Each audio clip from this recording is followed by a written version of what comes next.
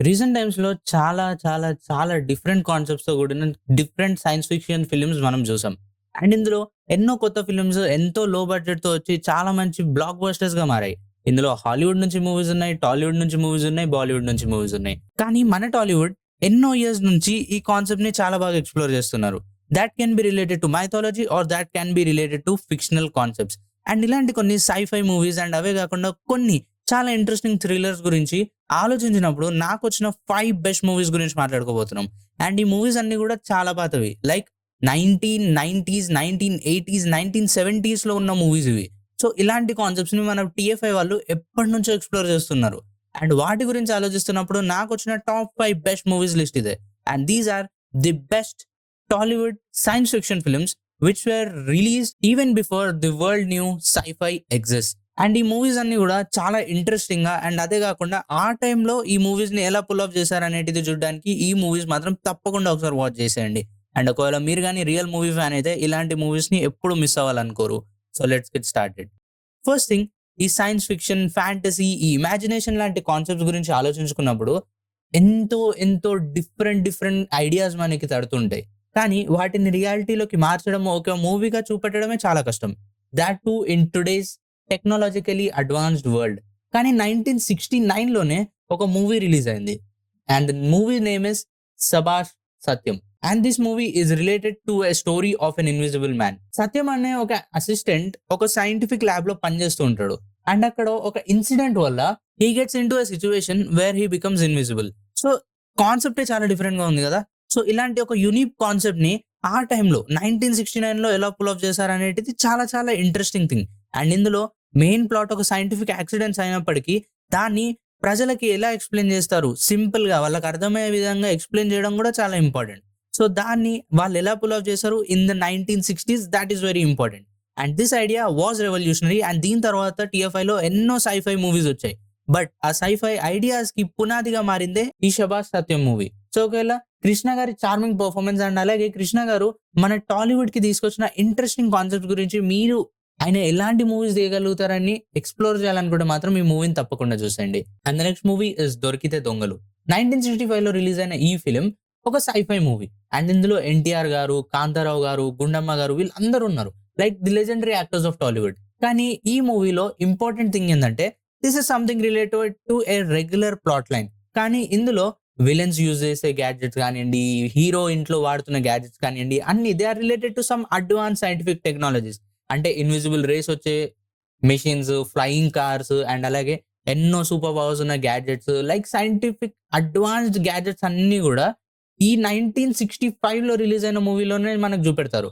And NTR గారు ఇలాంటి కాన్సెప్ట్‌ని మనము సై-ఫై గురించి ఆలోచించక ముందే ఆన్ స్క్రీన్ తీసుకొచ్చారు. అండ్ అది గూడా ఏదో చాలా పెద్ద adventurous or some kind of action ఫిల్మ్‌లా గాకుండా they portray it as a comical movie. అంటే మీరు చూస్తున్న ప్రతి సీన్ గూడా చాలా ఇంట్రెస్టింగ్‌గా, కామికల్‌గా అనిపిస్తూ ఉంటుంది. You enjoy the movie and you are watching something new. Like 1965లో ఇలాంటి కాన్సెప్ట్ అనేది చాలా న్యూ టీఎఫ్ఐకి అండ్ టీఎఫ్ఐ ఆడియన్స్‌కి. అండ్ అలాంటి టైంలోనే ఒక unique story telling like detective type of story టెల్లింగ్‌లోకి ముందటికి తీసుకెళ్తూ ఫ్యూచర్ టెక్నాలజీని అండ్ అలాగే వాళ్ళ బేసిక్ కామెడీ ప్లాట్‌ని రెండిటిని మిక్స్ చేసి తీసిన ఫిల్మ్ ఇది. And concept which was decades ahead of its time అని చెప్పాలి. సో, మీరు ఈ మూవీని ఎందుకు చూడాలంటే this is a vintage spy tech movie. And ఇందులో మీకు ఒక డిఫరెంట్ కైండ్ ఆఫ్ కామెడీ, ఒక డిటెక్టివ్ వైబ్ అండ్ అలాగే how sci fi met action in the 1960స్ గురించి చాలా క్లియర్ కట్‌గా అర్థమవుతుంది. The next movie is 'Aditya 369'. అసలు మన బాలకృష్ణ గారు తీసిన అన్ని మూవీస్‌లో లిస్ట్ యేసుకుంటే నాకు బెస్ట్ మూవీ అనిపిచ్చేది 'ఆదిత్య 369'. లైక్ 1991లో ఒక టైమ్ ట్రావెల్ క్లాసిక్. అండ్ అది కూడా ఎలాంటి మిస్టేక్స్, ఎలాంటి సైంటిఫిక్ ఎర్రర్స్ లేకుండా వెరీ అక్యురేట్ కాన్సెప్ట్‌ని ఎలా మనకు చూపెట్టారు. లైక్ టైమ్ ట్రావెల్‌లో చాలా యూనిక్‌గా ఉండే కొన్ని విషయాలుంటాయి. అండ్ అలాగే చాలా కాంప్లెక్స్ థియరీ ఇది. లైక్ కొన్ని పారాడాక్స్ జరగొచ్చు. కొన్ని విషయాలలో చాలా ఎర్రర్స్ జరగొచ్చు. కానీ మీరు 'ఆదిత్య 369' మూవీ చూస్తే మాత్రం మీకు అలాంటి ఏ ఎర్రర్స్ కనబడవు. Basic scientific technology which is related to fantasy, రియాలిటీకి చాలా దూరంగా ఇలాంటి ఒక కాన్సెప్ట్‌ని ఎలా ఎగ్జిక్యూట్ చేశారు. అండ్ ఈ మూవీని డైరెక్ట్ చేసిన డైరెక్టర్ శ్రీనివాసరావు గారు. అండ్ ఆయనకి 1991లో ఇలాంటి ఒక మూవీ టాలీవుడ్‌కి ఎందుకు ఇయ్యాలనిపించిందో తెలీదు గానీ, ఎన్ని టైమ్ ట్రావెల్ ఫిల్మ్స్ వచ్చినా ఇప్పటికి కూడా 'Aditya 369' is the best time travel movie depicted in Tollywood industry. And ఇందులో బాలకృష్ణ గారి యాక్షన్ అసలు జెమ్ ఆఫ్ ఎ ఫిల్మ్ ఇది. చాలా న్యాచురల్‌గా అండ్ అలాగే చాలా యూనిక్‌గా ఉంటుంది.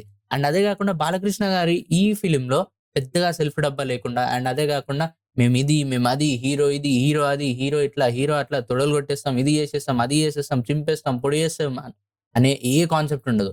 Basic hero he gets into a situation where he time travels and అక్కడ కొన్ని కాన్‌ఫ్లిక్ట్స్‌ని ఎలా ఫేస్ చేస్తాడు అండ్ బేసిక్ ప్రతి ఒక్క హీరోకి ఒక ఫైట్ సీక్వెన్స్ ఉంటుంది. అలాగే ఈ మూవీలో కూడా ఫైట్ సీక్వెన్సెస్ ఉంటాయి. But hero is a very simple guy and ఆయనకి కొంచెం టాలెంట్ ఉంటుంది, కొంచెం నాలెడ్జ్ ఉంటుంది and he is a mixture of everything. అలాగని చెప్పేసి ఏదో హైపర్ పవర్, సూపర్ పవర్ అసలింగా ఆయనని మించినోడు లేడు అనే కాన్సెప్ట్ మాత్రం కాదు. And that was the best ever movie made by Balakrishna గారు.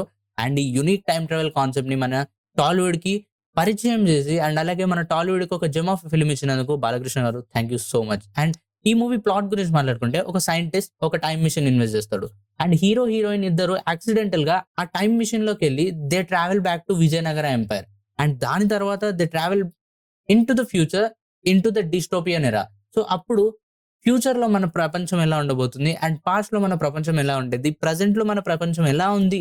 అన్న ఈ 3 యూనిక్ కాన్సెప్ట్స్‌ని చాలా యూనిక్‌గా ప్రెజెంట్ చేశారు ఆన్ స్క్రీన్. అండ్ డిస్టోపియన్ ఎరా కొంచెం ముందు చూపెట్టినప్పటికి కూడా the depiction is very true and చాలా క్లియర్‌గా అండ్ ఒక కరెక్ట్ సైంటిఫిక్ అక్యురసీతో ఆ టైంలోనే డిస్టోపియన్ ఎరాని మనకి చూపెట్టారు. అండ్ రీసెంట్‌గా మనం 'కల్కి' మూవీలో చూసినప్పుడు కూడా this is the best depiction of dystopian ఎరా.